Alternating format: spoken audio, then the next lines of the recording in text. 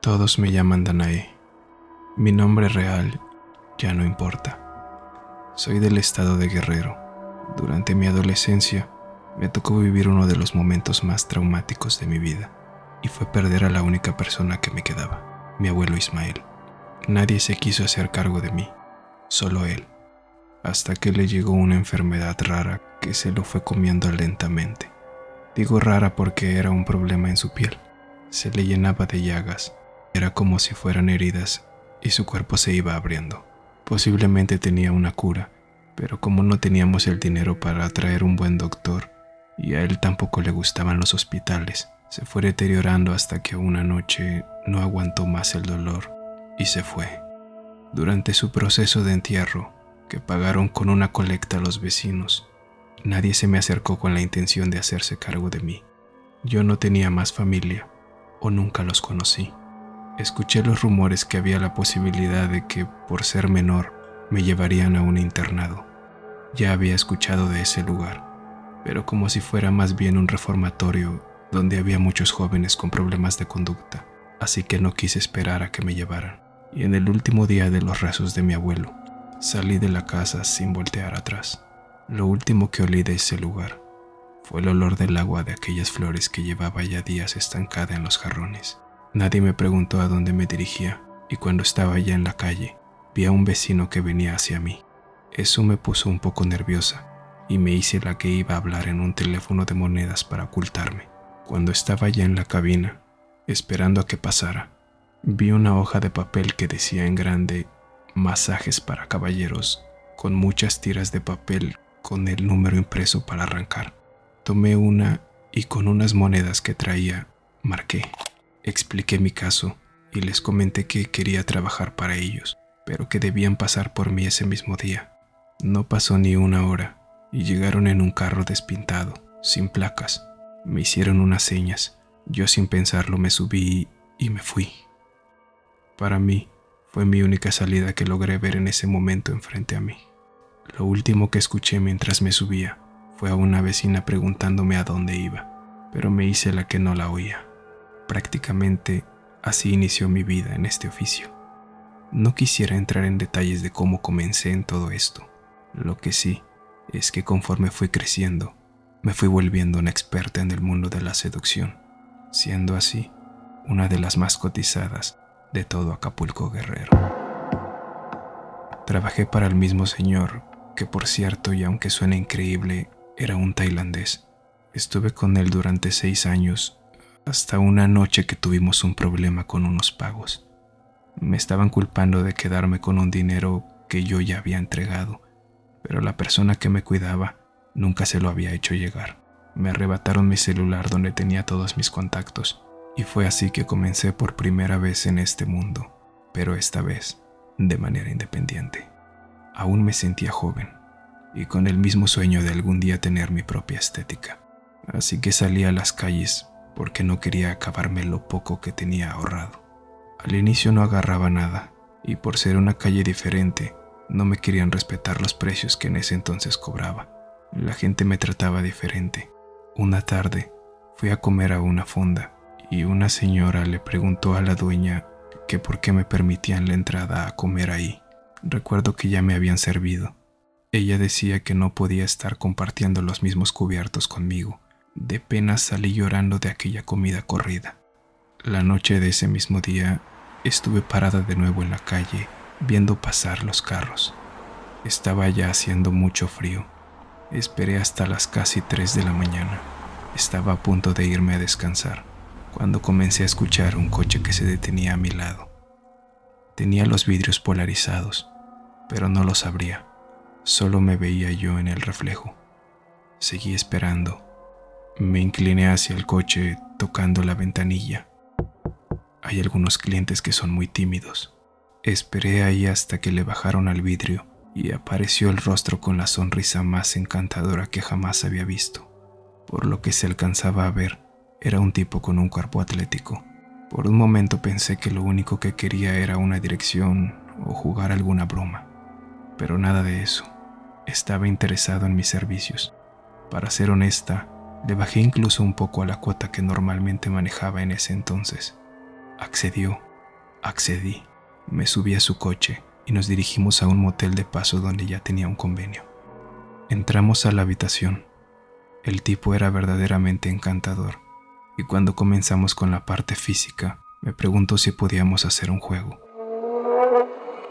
Que si podía olvidar mi oficio y esa noche dejarme consentir, pues sería él quien me seduciría. Me tiré en la cama y me dejé llevar. No quiero entrar en detalles de todo lo que sucedió esa noche. Solo quiero decir que hubo un momento en que se quedó durante unos minutos, digamos, chupando mi cuello. Por momentos me llegué a sentir un poco incómoda, pero nada fuera de lo normal en esto. Nos quedamos dormidos, lo escuché irse, y aunque me había gustado un poco, estaba ya acostumbrada. Nunca me quedo durante mucho tiempo en esos lugares, pero esa mañana me sentía con poca energía. Entré al baño, me di una ducha con agua tibia, y cuando estaba en la regadera, entre el vapor del agua caliente, escuché la voz de aquel chico diciendo mi nombre. Por un momento me puse contenta, creyendo que era él. Salí, pero no había nadie. La puerta seguía con la cadena por dentro. Creí que estaba muy débil y que no estaba en mis 5 sentidos, así que volví al baño. Crucé por el espejo y vi una marca que me había dejado en el cuello. No había sido un chupetón. Había llegado más allá, dejando una especie de hoyo pequeño que al parecer se estaba infectando.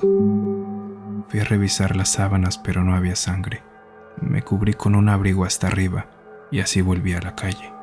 Caminaba un poco lento porque con las zapatillas altas, más lo débil que me sentía, hacía que todo fuera muy pesado. Pensé en irme mejor a descansar al cuarto en donde me estaba quedando y me fui a esperar un taxi. Me quedé sentada en una banqueta, recibiendo el sol directo en la cara, cuando de la nada vi cómo de un taxi se baja mi abuelo Ismael. No sé ni de dónde me salió la fuerza, pero me paré. Él se acercaba a mí sin voltear a ver si venía un carro, y después vi cómo pasó un tráiler gigante y se lo llevó. Yo corrí hasta donde supuestamente había quedado, pero no había nada. No podía ser, pues mi abuelo ya no estaba vivo. Escuché cómo todos los carros me pitaban, y ese sonido me hizo regresar en sí. Estaba parando el tráfico, estaba en medio de los carros. Un aire de extrañeza me recorría por todo el cuerpo. Por un momento creí que estaba enloqueciendo. Me regresé a la banqueta y me puse a rezar por el alma de mi abuelo y por mí. No sabía qué estaba pasando. Comencé a sentir de nuevo esa pesadez en mis párpados, como si me quisiera quedar dormida ahí mismo, y para que no pasara eso, mejor seguí caminando, arrastrando mis pies y rascándome esa herida que tenía en el cuello. Era como si además de mi cuerpo, estuviera cargando algo muy pesado, hasta que ya no pude más y me tiré en una jardinera de una casa. No sé cuánto tiempo estuve ahí. Para mi suerte, una de mis amigas que trabajaba en la calle de atrás, que iba en un taxi, me reconoció y al verme detenidamente y sin preguntarme, me llevó al hospital. Mis fuerzas eran nulas. La tuvo que ayudar el taxista a cargarme. Al inicio él no quería llevarme, pero cuando me vio a los ojos, algo en él cambió y aceptó. Podía caminar muy poco. Prácticamente me llevaban cargando. Mis ojos ya los tenía más cerrados que abiertos. Entramos en un pasillo muy largo del hospital, cuando comencé a oler el mismo aroma de este último cliente. Abrí los ojos y lo vi pasando justo a mi lado, sonriendo. Tomé un poco de fuerzas y le grité que qué hacía allí. Le pregunté que qué me había hecho en el cuello. El taxista me soltó del codo y nos dijo que hasta ahí podía ayudar, que no quería problemas. Mi amiga comenzó a pedir ayuda. Nadie quería ayudarle. La gente creía que estaba yo loca o que estaba bajo alguna sustancia, pero nada de eso. De hecho, no bebí ni comí nada con aquel tipo, ni antes de él con nadie. Yo me estaba deshaciendo, pero juro que lo vi, y se fue riendo, pero su risa había perdido aquel encanto, y se había transformado en una sonrisa de un ser muy aterrador. Me medicaron y los últimos segundos que escuché fue a mi amiga diciéndome que esperaba a que me recuperara, pero que no podía quedarse allí. Estaba sola. Pasaron las horas y cuando abrí los ojos, estaba conectada a varias cosas en una camilla de hospital. Mi primer instinto fue llevar mis manos hacia la herida donde tenía aquella marca, pero tenía ya un vendaje. Lo removí un poco y me rasqué. Llegó una enfermera muy amable. Era ya una señora con su cabello blanco y ondulado. Me preguntó que cómo me sentía y me tomó la temperatura. Al ver que me seguía rascando el cuello, me pidió que dejara de hacerlo. Le pregunté que qué pasaría si no dejaba de hacerlo, y me dijo que si no lo hacía, me atarían a la cama. Apenas estaba terminando de decir la última palabra, y como si una fuerza se apoderara de mi pensamiento y brazo, la tomé del cuello tan fuerte que la enfermera dio un grito agudo, mismo que me hizo regresar en sí nuevamente, dándome cuenta de lo que estaba haciendo. La solté de inmediato. Le pedí llorando que me disculpara, que no sabía qué estaba pasando conmigo, que en verdad yo no era así. A la puerta llegó un doctor. Ella amablemente le dijo que todo estaba bien, que no pasaba nada grave y cerró la puerta. Yo no te puse este vendaje en el cuello. Déjame verte, dijo la enfermera, y me lo quitó por completo. Cuando me vio, echó su rostro hacia atrás con un gesto de asombro, abriendo más sus ojos, y dijo en voz alta: esa es la misma marca, en el mismo lugar. Me explicó que no era la primera mujer que llegaba con la misma marca. De su bata sacó un bolígrafo y me escribió una dirección en el brazo. Me dijo que por razones profesionales no podía darme consejos relacionados con algo que no estuviera bajo un criterio científico, pero que la marca que tenía no era algo normal.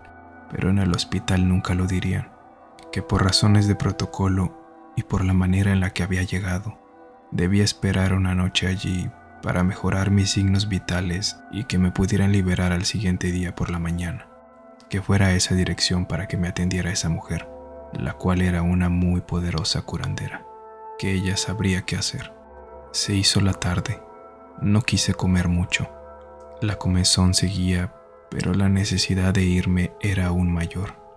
Durante la tarde me estaba quedando dormida, y entre mis sueños volví a escuchar la voz de este hombre llamándome por mi nombre. Me desperté para mantenerme alerta. Ya no sabía qué hacer. La dirección que tenía escrita era mi única salida. No tenía a nadie más. Cuando llegó la noche, rezaba por no tener ninguna de estas visiones que había estado teniendo. Traté de estar tranquila. Por mi caso en específico, mi puerta la habían dejado abierta, aunque a las luces les habían bajado la intensidad. Se veía muy poco. El sueño me vencía. Mi último pensamiento fue: me dejaré ir y al siguiente día despertaré más tranquila. Pero no fue así. En la madrugada abrí los ojos y este ser estaba sentado justo enfrente de mí. Su sonrisa parecía ser permanente. Cerré mis ojos, los apreté pensando que todo se trataba de un sueño, pero no. Él estaba ahí, ahora de pie, emanando aquel olor a humedad muy penetrante que al inhalarlo me hacía de nuevo sentirme mareada y débil. Mis ojos se me cerraban y cuando los volví a abrir, él estaba cada vez más cerca de mí. Los cerré, los abrí y él estaba subiéndose a la camilla sobre mí, olfateándome como un perro. Y hubo un momento que cerré mis ojos, los abrí y estaba completamente en un cuerpo ya no humano, parado en 4 patas sobre mí, con su sonrisa aún más grande, dejando ver sus dientes afilados, mientras me miraba fijamente. Me sentía muy pequeñita. Intenté gritar con todas mis fuerzas, pero de mi garganta solo salía aire. Se me acercó y volvió a mi cuello arrancándome aquel vendaje con el hocico. No podía moverme. El miedo me había paralizado.